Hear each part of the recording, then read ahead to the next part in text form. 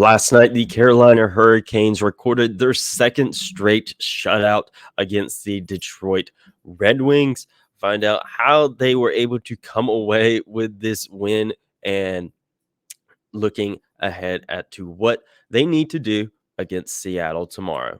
All that in this episode of Locked On Hurricanes. You're Locked On Hurricanes, your daily podcast on the Carolina Hurricanes. Part of the Locked On Podcast Network.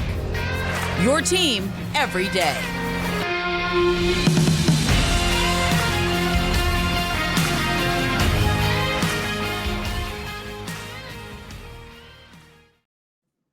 Hey there, Caniacs. I'm your host, Jared Ellis, and you're listening to Locked On Hurricanes on the Locked On Podcast Network, your team every day.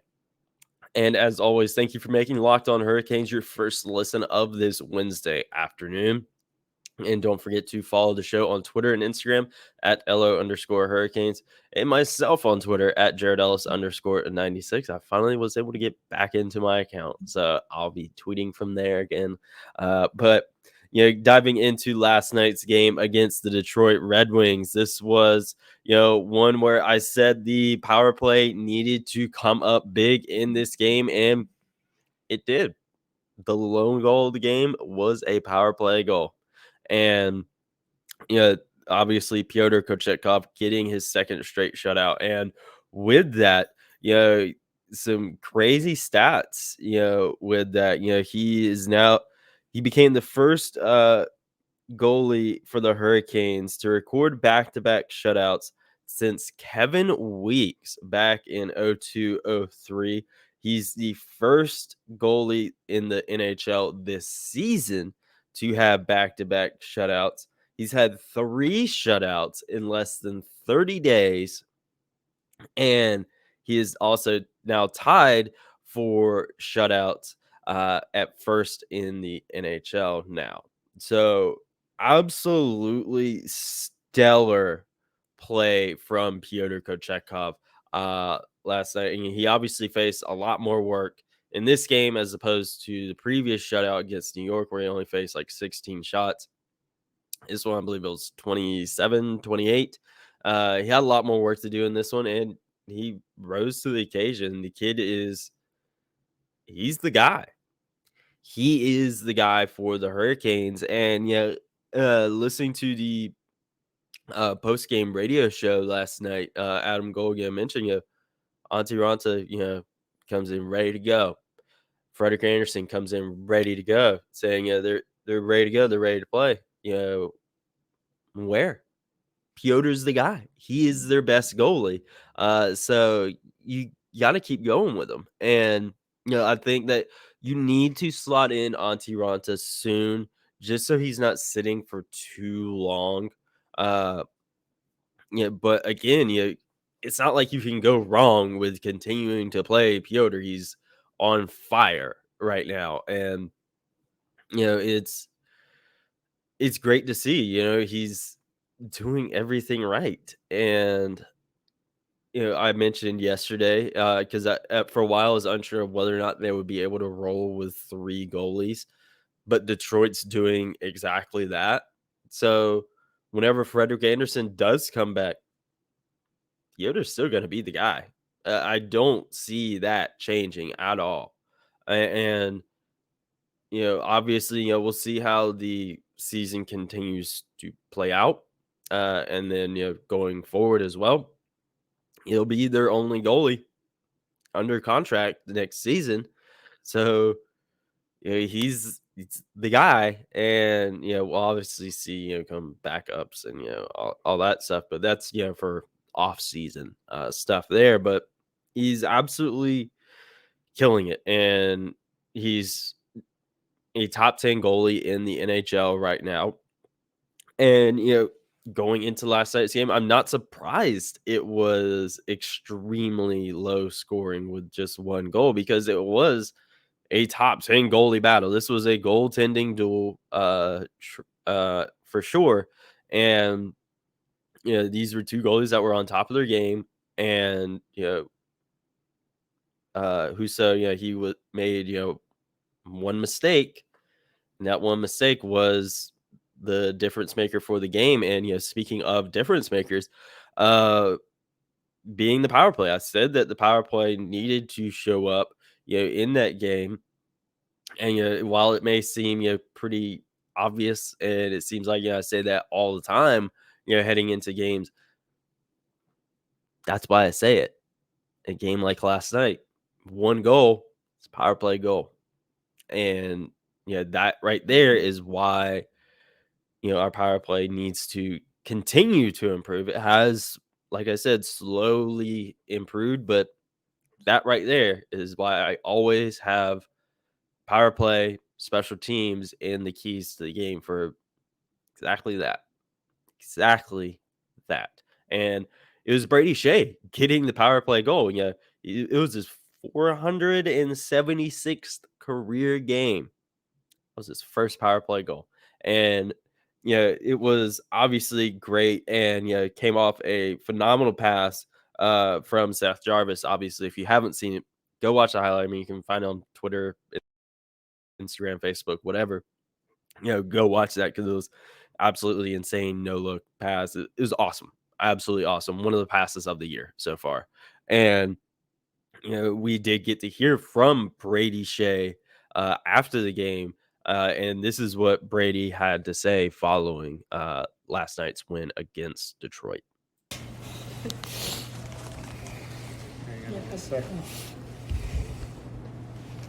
Okay. Brady, another happy flight home. You walk away with 11 to 12 possible points through the last 6 games. What were the biggest factors to creating that point streak? Goaltending probably was the biggest. I mean, Kuchi tonight kept us in the game, and really he was the reason we won, I thought. So goaltending was huge. Just a lot of guys stepping up at different times to get us all these points. So obviously a great road trip, and we're definitely looking forward to getting home. How high is the confidence of the unit right now? High, definitely. I mean, I think it's definitely feel good about ourselves, and we know tonight we didn't play our best, and we still came with 2 points. So confidence is high. I feel like confidence is never an issue with this team. We always feel like we can play when we play our best abilities. We can beat anybody. So confidence is good. First career power play goal. How'd that feel? Wow, that's good to know. It felt good. I mean, obviously it was a great play by Jarvie, and I'm lucky enough to be put in that spot, and I'm happy and glad that I capitalized on that opportunity. So, but overall, really, really nice play by Jarvie, and I was just there to put it in. Rod Brind'Amour is always encouraging defensemen to jump up on the play like we've talked about, but with multiple defensemen having points in both these games where you go 11-7, what does it say about the ability of this group? Yeah, it's huge. I mean, I think that, it really shows that we're, cohesive unit. We're a unit of 5 out there where our forwards are, always backing us up when we want to get up in the place. So, you got to get a lot of credit, to the D, but also to the forwards for allowing us to get up in the play and make those plays, because they're usually always behind us, which is huge. So, hopefully you can keep the defensive points going. All right. Thanks, Shazy. Thank you. Yeah, so again, congratulations to him on getting his first career power play goal. But, big thing, with that game was how they ended that road trip. They ended that road trip at 5-0-1 with 11 of 12 possible points. And that's awesome. Yeah. That Anaheim game, they were totally gassed and they were tired, and you could totally tell. But, they were extremely consistent on this road trip. It was almost 3 weeks long, but they only played 6 games, which is wild. Because remember I mentioned that, like, okay, are these gaps, in between these games going to hurt them? Because there were a couple times they came back to Raleigh and slept in their own beds, saw their families and all of that, got to go to their favorite local restaurants rather than their favorite one in Anaheim or St. Louis or whatever. They got it was a very long road trip with not a lot of games, and now they're going to be back home. It's going to be their first back-to-back or not back-to-back but consecutive home games this season, which is crazy to think about. The last home game they had was getting shut out by the Arizona Coyotes.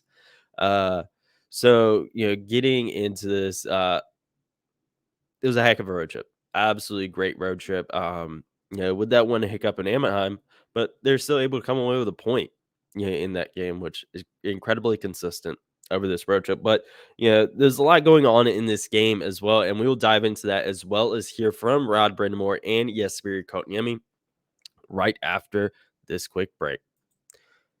Now, folks, this episode is brought to you by BetOnline. BetOnline.net is your number one source for your sports betting info, stats, news, and analysis. Get the latest odds and trends for every professional and amateur league out there, from pro football to college bowl season to basketball and the World Cup. They've got it all at betonline.net. And if you love sports podcasts, you can even find those over at BetOnline as well. They are the fastest and easiest way to get all of your betting info. So head on over to the website today or use your mobile device to learn more. BetOnline, where the game starts. Now, folks, getting into this game, the first period, the Hurricanes, it was all Hurricanes. And they limited to Detroit to just one high danger chance. The defense was outstanding in this game, and you can obviously see that in the score. And the Red Wings were lucky that the score was only 1-0, and that's a testament to their goaltending. Again, this was a battle of two top 10 goalies in the NHL. So again, I'm not surprised that it was low scoring. It's looking like a World Cup match with the final score. But if it wasn't for their goaltending being on fire last night, Carolina would have been up more than just the one goal. But again, like I said, Brady Skeji getting that lone goal, his first power play goal off a phenomenal pass from Seth Jarvis. So again, if you haven't seen that highlight, go watch it. Go watch it. It was awesome. But moving on to the second period, it wasn't like Detroit just laid down and decided like, oh, we're done here. No, the second period, it was all Detroit. It was all Detroit. And how the Hurricane or the Red Wings were lucky that we weren't up more than what we were at the end of the first. We're lucky at the end of the second it wasn't tied or Detroit was leading, because that second period, it was all Detroit. They had all the momentum. The Hurricanes took 3 penalties. Brent Burns took 2. And not Brady Skeji, Pyotr Kotchetkov stopped it all. Faced 13 shots in that period, stopped every single one of them. And once again, testament to the goaltending of this game. And then getting into the third period, one where I've been critical of the Hurricanes of stepping back, taking their foot off the gas. That wasn't the case. They put their foot on the gas, and they really took the game home. And it may not seem like that, looking just at the box score, but with that game, they were really controlling the third period. It was all Hurricanes. They had the momentum, and again, lucky the score wasn't worse, because again, Detroit's goaltending was just that good. And we've been talking about Pyotr Kotchetkov. Obviously Brady Skeji, he had a really good game as well. Obviously Seth Jarvis, a guy that I said that I wanted to see him step up and have a good game in that game. He did, getting that great pass. Jesperi Kotkamiemi, who we'll hear from in a few minutes. Another guy stepped up. Stefan Nazen sliding in there on that third line with Jordan Stahl and Jordan Martin. Him having a really good game. He led the team in shots in that game against Detroit. Had, I believe, 5 shots on goal. And then Paul Stastny, a guy that a lot of us are really critical of, and not really thinking he was fitting in, and it was not working out. He's turned it around. He looked really good in this game as well. Again, not necessarily showing up on the score sheet, but just playing a really good game in general. And we'll see how things pan out there, if this is just a little flash in the pan for him, or if it's going to go back to how it was, of him just not fitting into this system. And we'll see how things go of when Aho gets back, Foss gets back, whenever Pacioretty ends up coming into the fold, not back into the fold. We'll see how things shake out then. But as of right now, Paul Stastny is taking advantage of the opportunities that he's been given, getting more minutes, playing higher up in the lineup. And I'm loving it for him because it's a long time coming. But at the end of the day, we just got to enjoy it, take it one game at a time. We got Seattle next, but we did get to hear from Jesperi Kotkamiemi, a guy that, like I said, did have a good game last night as well. And this is what he had to say following last night's win against Detroit.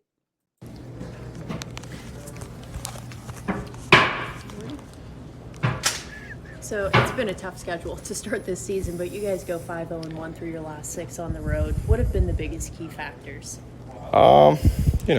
Just the mindset that we get home soon. I think that's up there.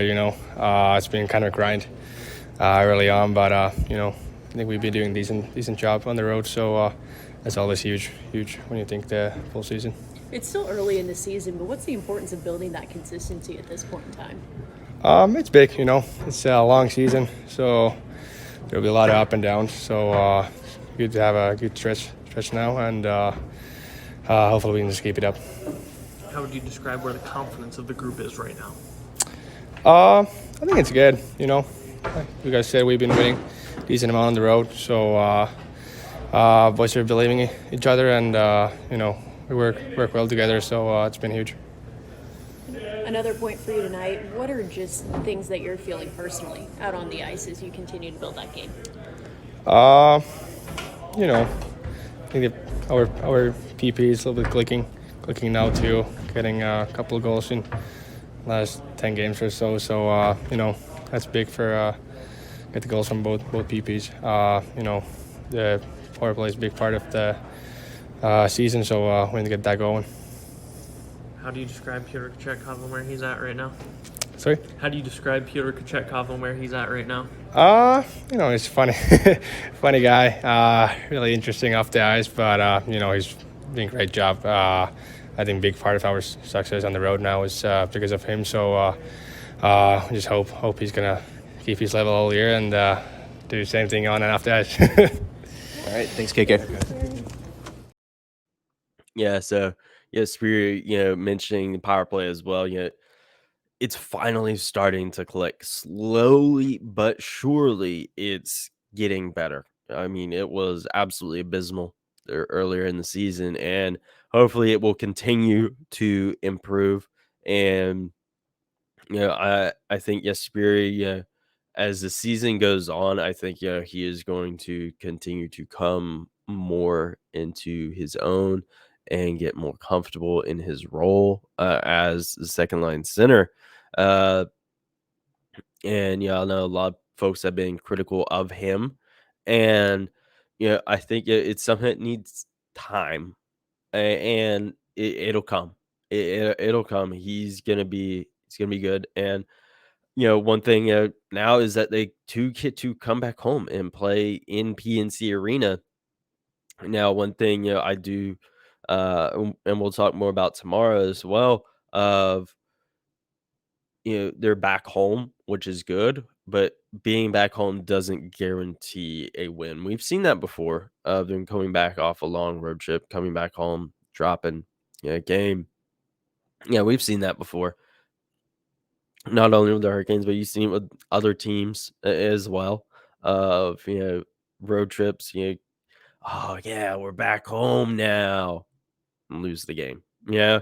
I and Seattle, they're much better this year as opposed to last year. So, they're going to be one that, they're going to come out swinging, for the Hurricanes. They ain't going to just, let the Hurricanes have an easy win just because they're back home, after a long road trip. No, Seattle, they're going to fight.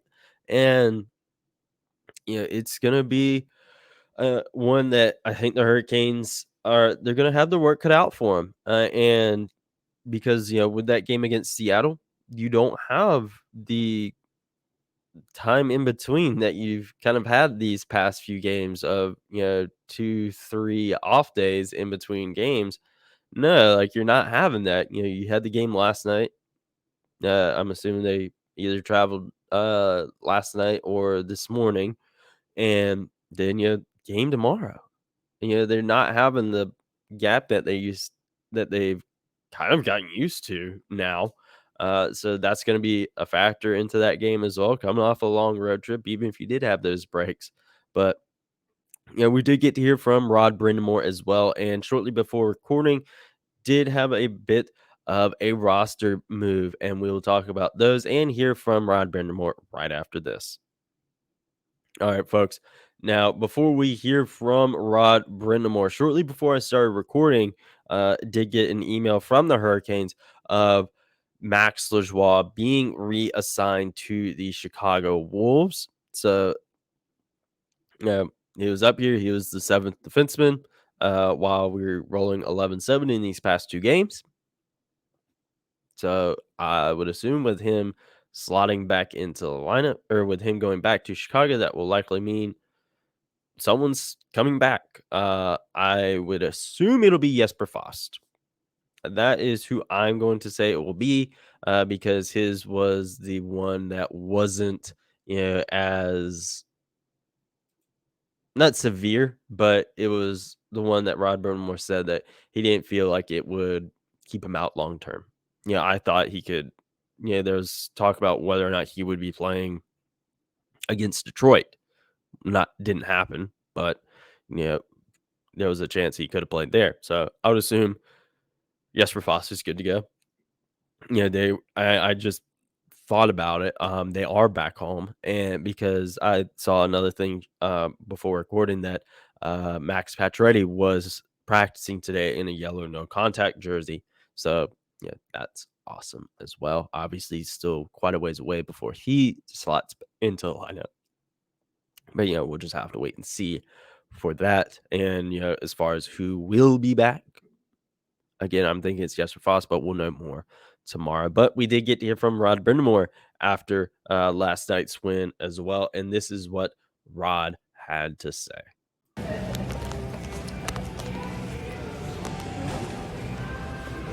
Rod, we talked after the second period, and you said you felt the team was sitting a little back on their heels too much, but they come out, they go 5-0-1 through these last 6. What were your biggest takeaways tonight? Well, I thought, it wasn't our best, that's for sure, but I thought third period was pretty good. We got going a little bit and at least, made a game, looked like a game. But our goalie was great. I mean, he stole us the game, which is phenomenal. You need that. We've seen enough of that go the other way against us over the years, so he's been great. I think that's the biggest takeaway is just, how solid he's been through this whole stretch. And we played okay, played fine, played hard. So listen, we'll take it. What is it about Kotchetkov's game that has made him so successful?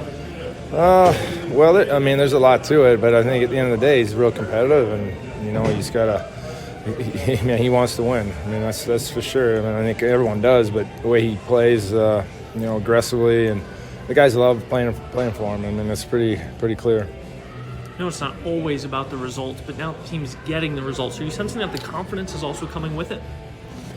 Yeah, you win, everyone's going to be feeling good. I don't know. We look at it game-by-game basis, so, I know we won a few here, and it's nice, but, tonight wasn't our best, but I like the fact that, our third period was our best period when we needed it, and then, like I said, when we had to make saves, our goalies came up big, and, we won the special teams war, so, all those little things kind of add up.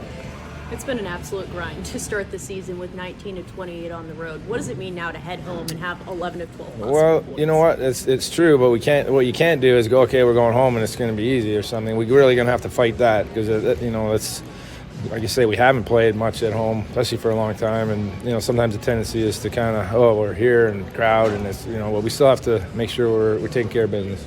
You always talk about secondary scoring. How big is it to have a guy in his 476 games score his first power play goal? Yeah, well, it is big. I mean, he hasn't been on the power play, so, that's the reason. But, obviously, we've had a lot of injuries, so different guys are getting opportunities, and it's all about that. In the game of hockey and life, you get an opportunity, you got to take advantage of it, and he's certainly doing that. All right, thanks, Rod. Thanks, Rod. Thanks, everyone. Yeah, so in listening to Rod Brind'Amour, a lot of stuff I've said already of you know just because you're coming home doesn't mean it's going to be an easy win. Brady Skeji, getting his first power play goal, all that stuff. But yeah, this wasn't the Hurricanes' best game. Like I said, that second period it was all Detroit, and it, we're lucky it wasn't worse than what it was. Very much again, like how the Red Wings were lucky we weren't up more after the first.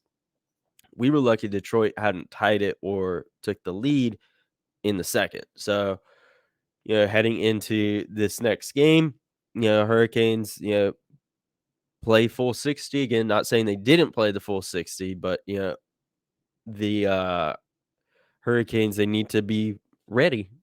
Be ready for this game against Seattle. You're not going to have the prep time that you've had, the past few games. And one thing I did just see as well, Frederik Andersen was also on the ice today as well.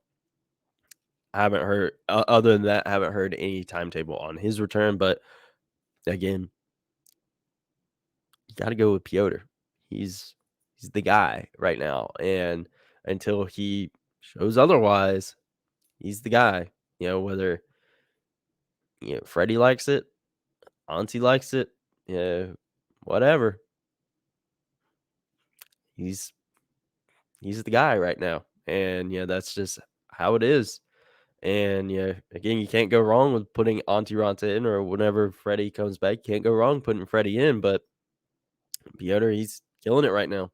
So at the end of the day, that's what it's going to be. We'll see, how things shake out in between the pipes tomorrow against Seattle. We'll talk about that tomorrow, and as well as preview that game as a whole, as well as any other roster moves like Max Lajoie getting signed back to Chicago, whether or not, we find out who's going to be slotting back in, which we will. We'll talk about all of that in tomorrow's episode of Locked on Hurricanes. So make sure you are following the show on Twitter and Instagram at LO_Hurricanes and myself on Twitter at JaredEllis_96. Again, I got my main account back, so I can tweet from there again. So I will talk to you guys in tomorrow's episode.